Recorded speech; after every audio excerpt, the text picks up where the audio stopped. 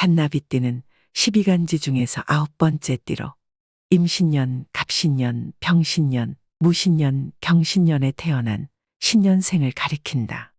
원숭이띠라고도 한다. 달은 음력 7월, 계절로는 가을, 절기로는 입추부터 처서를 지나 백로전까지, 한자로는 신을 뜻하며 오행으로는 금, 음양으로는 양의 기운에 해당한다.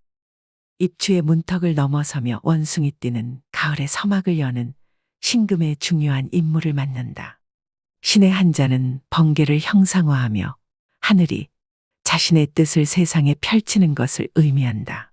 이는 마치 하늘이 번개를 통해 그 뜻을 전하듯 원숭이띠에게도 여름이 지나가고 가을이 되었으니 성장의 탐욕을 멈추고 결실을 맺을 준비를 하라는 메시지를 전달하는 것이다. 열매와 알곡이 성장을 멈추고 에너지를 내부에 응축시켜야만 살찌듯 원숭이띠도 이제 성장의 욕구를 접고 결실을 맺는 시기에 도달했다. 원숭이는 양과 같이 무리를 이루는 동물이지만 무리 내에서의 위계 질서를 통해 질서 있는 공동체를 유지한다. 이는 원숭이띠가 개인의 주장을 넘어서 희생할 줄 알고 공동체의 조화를 추구하는 지혜를 가졌기 때문이다. 신월에 말복이 있고 미월에 초복과 중복이 있는 것처럼 원숭이띠는 양과 힘을 합쳐 가을을 맞이한다. 복은 가을의 기운인 경금을 숨겨놓은 것으로 원숭이띠는 이 경금을 활용하여 가을의 결실을 준비하는 것이다. 원숭이띠가 지혜로운 것은 합리적 판단을 통해 자신의 주장을 낮추고 공동체와 융화하는 능력 때문이다. 이로 인해 대인관계가 원만하고 조직 생활에 잘 적응한다. 원숭이띠가 창조보다 응용에 능한 까닭은 새로 일을 시작하는 것이 아니라 기존의 노력을 발전시켜 결실을 맺는 데 집중하는 지혜를 가졌기 때문이다. 그러나 아무리 지혜롭게 일을 해결해가며 노력하는 원숭이띠에게도 결실을 맺기 시작하여 완성되어 가는데도 불구하고 지독하게 지치고 버티기 힘든 순간은 분명 존재할 것이다. 그런 원숭이띠에게 운의 흐름을 상승으로 전환시켜줄 비법은 없는 걸까? 참으로 다행인 것이 어려운 비법을 쓰지 않고도 원숭이띠에게 운을 좋게 해주는 풍수적으로 아주 간단한 개운법이 존재한다. 비법에는 어려운 것이 더 많지만 비록 쉬운 것이라도 효험이 없는 것이 아니다. 항상 정도는 기본에 있는 것이며 더욱 중요한 것은 실천에 있다는 것을 명심해야 한다. 지금부터 원숭이띠의 운을 좋게 하는 개운법을 알아보자. 이 개운법을 실천한다면 2025년 을사년을 맞이할 원숭이띠에게 부와 번영이 함께할 것이다. 첫 번째, 자신이 태어난 해에 천간이 상징하는 세계 복주머니를 준비한다. 이는 하늘의 기운을 받기 위해 그러하다. 하늘에 존재하는 오행의 길을 갑을병정, 무기경신, 임계라 하여 10가지가 있다. 임신년은 60갑자로 헤아리면 9번째 해이다. 천간이 임이고 지지가 신인 해로 흑색을 상징한다. 임신년생은 1932년, 1992년 검은 원숭이의 해에 태어난 사람이므로 검은색 계열의 복주머니를 준비한다. 갑신년은 60갑자로 헤아리면 21번째 해이다. 천간이 갑이고 지지가 신인 해로 청색을 상징한다. 갑신년생은 1944년, 2004년 푸른 원숭이의 해에 태어난 사람이므로 파란색 계열의 복주머니를 준비한다.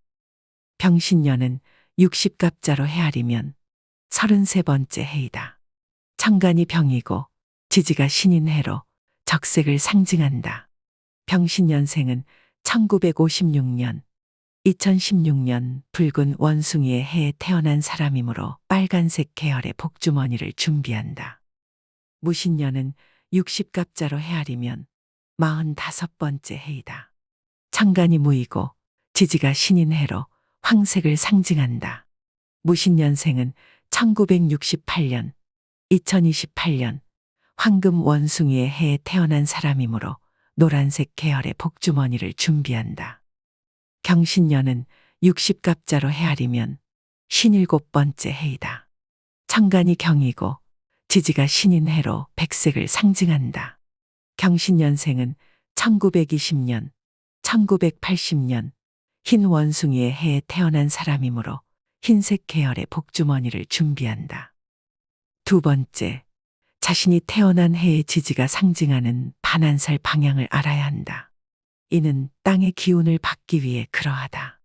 땅에 존재하는 길을 자축인묘, 진사오미, 신유수레라 하여 12가지가 있다. 이것은 땅을 지키는 12지신을 의미한다. 원숭이띠의 지지인 신의 반한살 기운이 머무는 자리는 북쪽과 동북쪽 사이의 북북동 방향이다. 시계 방향의 한시 방향으로 이해하면 될 것이다. 집 중앙에서 나침반을 들고 방위를 측정하면 된다. 나침반이 없을 경우 핸드폰 나침반 어플을 이용해도 좋다. 반한살은 한자로 움켜잡을 반, 말 한 장 안을 쓰며 말 한 장을 움켜잡은 대로 말이 잘 따라가게 되니 내가 바라는 대로 말을 잘 듣는다는 의미가 있고, 이는 재물이 들어오면 내가 바라는 대로 움켜잡는다는 뜻이다. 이처럼 반한살 방향은 돈, 재물과 관련이 깊은 방향이 된다. 반한살은 인생의 여정에서 어려움과 고비를 극복하고 마침내 안락한 위치에 도달하여 자신의 삶을 돌아본다는 의미도 내포하고 있다. 따라서 반한살은 역경 후에 찾아오는 풍요와 행복을 보장해주는 방향이라 생각하면 된다. 이처럼 반한살은 재물을 부르는 방향인 것이다.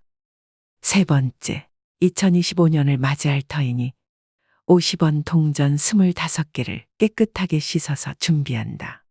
50원 동전은 작고 가벼운 동전이지만 풍수학에서는 큰 힘을 가진 동전이니 가볍게 생각하지 말아야 한다. 풍수학은 자연과 인간의 조화를 이루기 위한 고대의 지혜로 풍수학에서 동전은 재물과 행운을 상징하는 물건이다. 동전의 모양은 원형으로 하늘과 대지의 조화를 나타내며 동전의 앞면과 뒷면은 양과 음의 균형을 나타낸다.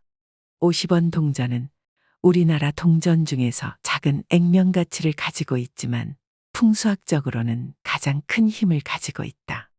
50원 동전 앞면에는 쌀을 생산하는 식물인 벼이삭이 그려져 있다. 벼이삭은 풍년과 풍요를 상징하며 행운과 재물을 뜻한다. 또한 50원 동전은 오의 배수이므로 각각 목화, 토, 금수의 오행의 기운을 모두 갖고 있다. 이렇게 50원 동전은 좋은 기운과 행운을 담고 있는 풍수의 보물이라고 할 수 있는 것이다. 네 번째, 복주머니에 50원 동전 25개를 넣고 이것을 풍요를 부르는 복주머니라고 부르자. 이 풍요를 부르는 복주머니는 2025년 한 해 동안 무한한 풍요를 가져다 줄 것이다. 그리고 지금부터가 가장 중요한 부분이다. 이 풍요를 부르는 복주머니를 반드시 반한살 방향에 보관해야 한다. 운 중에서도 특히 금전운은 후덥지근하고 밝은 곳보다 약간 어둡고 시원한 공간을 좋아한다. 이것은 약간 어둡고 시원한 공간이 밝고 후덥지근한 공간보다 훨씬 차분하고 안정적인 기운이 작용하기 때문이다. 집의 반한살 방향에 서랍장이나 금고를 두고 그 속에 풍요를 부르는 복주머니를 넣어두자. 여의치 않을 때는 상자를 두고 풍요를 부르는 복주머니를 넣어두어도 좋다. 여기에는 풍요를 부르는 복주머니 외에도 통장이나 지갑, 인감, 그리고 현금이나 귀금속, 집문서 등을 함께 보관하는 것이 좋다. 이 또한 집안의 금전운을 높이는 비결이 된다. 다만 이곳에 다른 잡동사니들은 넣어두지 말고 잘 정리해 두어야 한다. 집에서 함께 생활하는 가족들에게도 풍요를 부르는 복주머니에 대해 알리고 함부로 열어보거나 동전을 사용하는 일이 없도록 미리 이야기해 두는 것이 좋다. 다섯 번째, 풍요를 부르는 복주머니를 넣어둘 때는 경건한 마음으로 간절히 소원을 빌어야 한다. 나 자신과의 다짐을 해도 좋고 신의 화신인 11면 보살님께 소원을 빌어도 좋으며 나무 11면 보살 마하살을 외며 기도를 해도 좋다. 여기서 나무는 귀합니다. 마하살은 마하살타의 줄임말로 보살의 미칭이다. 이는 11면보살 큰 보살님께 귀의합니다라는 의미로 해석해도 좋다. 불교 경전 중 천수경에서 관세음보살의 가호를 받는 것이며 보살행을 따라가는 것이라 할 수 있다. 불교에서 12지신 중 신년생의 수호신으로 세상에 내려오신 보살님은 11면보살이다.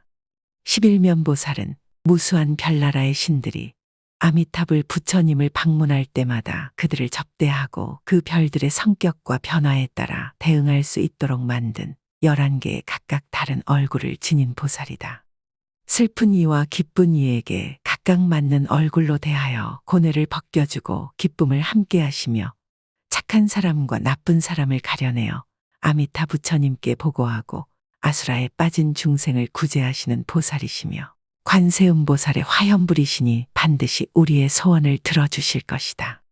또한 풍요를 부르는 복주머니는 매일 집에 귀가할 때마다 들여다보며 소원을 빌어도 좋으나 꼭 그렇게까지 할 필요는 없다. 다만 잊지 말아야 할 것은 내가 얼마나 간절한 마음으로 이 복주머니를 준비했었냐는 사실이다. 그 간절함과 다짐을 마음속에서 잊지 말고 한 발 한 발 역경을 이겨내는 것이다. 또한 작은 덕이나 큰 덕이 생길 때마다 감사함을 절대 잊어서는 안 된다. 나를 도와준 그 사람에게, 그 환경에, 그 자연에 잘 이겨낸 나 자신에게 항상 감사할 줄 알아야 한다. 작은 복에 감사할 줄 아는 사람에게는 반드시 큰 복이 내려진다는 것을 잊지 말자.